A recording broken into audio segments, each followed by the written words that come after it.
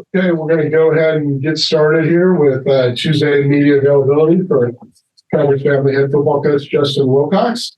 If you have a question, let us know in the chat. We'll go ahead and get started with Jeff Ferrado. Go ahead, Jeff. Good morning, Justin. Can we just start off by trying to get an update on your injuries, Ott, Sermon, Vaticani in particular? Ott would be probable, and Sermon and Vaticani be day-to-day. All right, thanks. Okay, others with questions for Coach, let us know in the chat.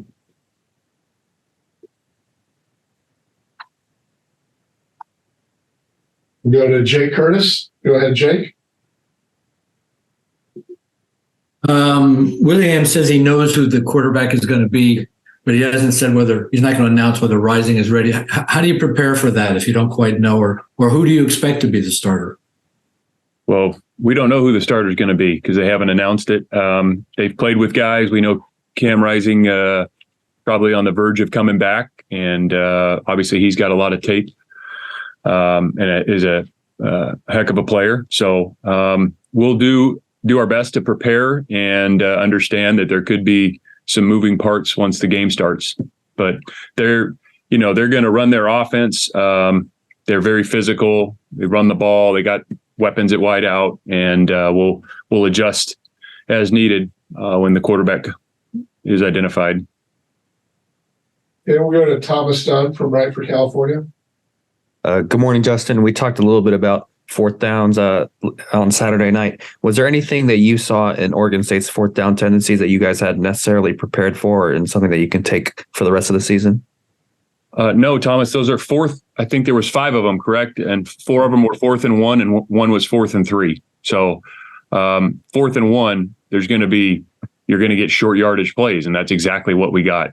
Why did that happen? It's because they were on schedule the whole time. So we didn't get them behind the sticks enough to get them in a 4th and longer situation. And 4th and 1, and they hit us on the 4th and 3 on the goal line with a little play action pass, and the guy ran by us, and he threw it up and over to the tight end and completed it. So I wouldn't say there was anything glaring other than we were in way too many 4th and 1s. You got to find a way to win one of those. Yeah, we go to Michael Wagaman with Barronsteiner. Hi, Justin. A couple weeks ago, Coach Spavital was talking about the quarterbacks, and he said part of his frustration comes when they make the same mistake twice. I'm wondering, defensively, are you guys having some of those type of issues, or are there other things going on over there that are setting you guys back? Yeah, you never want to see repetitive mistakes. We want to address any mistake that we see on tape in practice or in a game, and coach that technique better, and also put ownership. It's shared ownership between coaches and players on getting it corrected. And there's been a couple things that have come up where we've had maybe a player or two make repetitive mistakes, and so we've got to eliminate those things and then be more competitive. Physically, we're going to have to play more physical in the run game and knock the ball back. And then in the pass game, when we have a one-on-one situation, or if we're supposed to play a certain leverage, or if we got to, man a guy up, then we gotta win a one-on-one. And we didn't do that the other night. Yeah, we'll go to Steve Croner from the San Francisco Chronicle.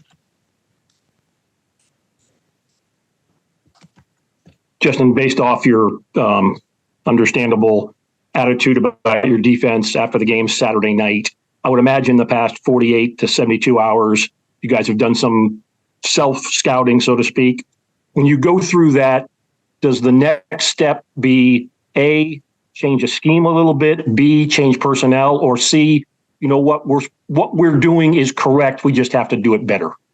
Well, I think all the above. You're looking at, scheme decisions. Okay, what fronts are you playing versus, given personnel groups? What are we asking the guys to do? Are we a team that can move and stunt, or are we more of a team that needs to play solid and strike people? The individuals within the scheme would help dictate that.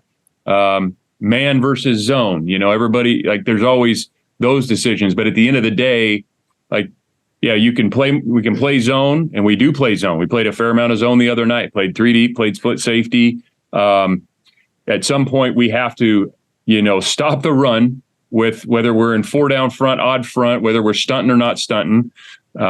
We've got to affect the quarterback in the pass game, and then we have to make plays on the ball. And so if you're in man-to-man, that we're making a play in man-to-man, and if you're in zone, that we do a great job breaking on the ball, because it's not like you just play a zone coverage and all of a sudden everybody covers grass and think that the ball is going to be incomplete. So at some point, all that's taken into consideration, the scheme, what we're practicing, who's playing those spots. Do we need to make some changes at those spots? And I would say all that's been considered. Thank you. Okay. Is there anybody else with the first round question for Coach? Okay, seeing none of those, we go back to Jeff Brado. Justin, you referenced affecting the quarterback. Can you talk about your inability to pressure better and what you need to do there? Because it seems like the quarterback the other night had the time to do what he wanted. Yeah, he did. And they do, they were throwing on, the obvious passing downs are great when you get them in obvious passing downs, 3rd and longer. But even there, we played one in a cover 2 shell, and he threw a corner route on between the corner and the safety. And then we played the next one in man, and he hit the go ball on 3rd and 8, or I think it was. And so that was, the first one was a pressure. The second one was a man free. And so, everybody's involved in that. And, I think if it was up to the coaches, we would just zero every down, but you got to take into consideration what the players are good at, where our strengths and weaknesses are. But obviously we have to do a better job affecting the quarterback. The best defenses will affect the quarterback, and we got to do a great job scheming. And then we have to also, produce when we get one-on-one blocks, just like the cover guys do. If you're getting one-on-one block as an edge rusher by a tight end or a tackle, or you're the 3 technique and you get the single on the guard because the center slides away, there's got to be some onus to win some one-on-ones. That's what, top flight defenses will do that, and obviously we have to dial up some schemes and things like that, but it's pretty rare in college football to just get free runners to the quarterback in this era, because the other team, they have coaches too. And if you, they know what they're doing. So we gotta dive in and build great scheme. And then we also have to win some one-on-ones. Do you anticipate making any lineup changes on defense? It's possible. Thank you. Okay, we'll go to Jake Curtis.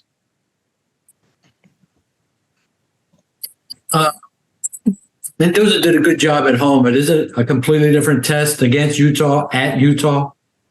Well, every week's a test. I think Fernando did a great job, and it'll be a great environment down there. It always is, and so a different kind of test. And I know Fernando will be excited for it. Okay, we'll go back to Steve Proner. Yeah, Justin, kind of following up Jay's question. Have you noticed anything different about Fernando in the past couple of days since he had such a good performance? And can you notice anything in terms of his demeanor that's different or better than what it was the previous week or for previous months? Fernando's demeanor is always A+. If you ask anybody in the program, they would tell you that. So I don't notice anything different, because he has always got great energy. He's extremely positive. He loves playing. He loves playing the game. And so, no, I haven't noticed anything different. Thank you. Okay, we'll go back to Jeff Dorado. Yeah, when you took a look at the tape, a second look at how he played, what things jumped out at you in terms of what you liked that he did, or maybe a couple of things that, he will do better going forward? Yeah, I think the decision-making was very strong for the first time getting extensive action. He was doing the right things with the ball, whether it was the run game, the RPO, the run reads. And then I think where he can take the next step, and he would tell you the same, is accuracy on some of the throws. And I think that's where he could take another step. But he competed really hard. He brought great energy to the team. You felt it on the field, you felt it on the sideline, and that's who he is. So where does this leave Sam and Ben, and how do you deal with 2 guys who have been used to playing, pretty much all the snaps and now are behind? Well, I would say just like any other player, we got to be focused on improvement and getting better. And Fernando did a great job, but we need to continue to develop Sam and Ben, because those guys, we might need those guys. And so just as I said, every player on the team has responsibility to continue to work and improve. On a slightly different topic, would you say that running the ball has been the consistent strength of your team, and what do you attribute that to? So far, it has, and it'll be a test this week against these guys. I would attribute it to the O-line and Coach Blesh, what he's done with that group and our run schemes and how they're, some of the run schematics, and again, the decision making when we're making the right decisions at the quarterback and the running back position, where to put the ball.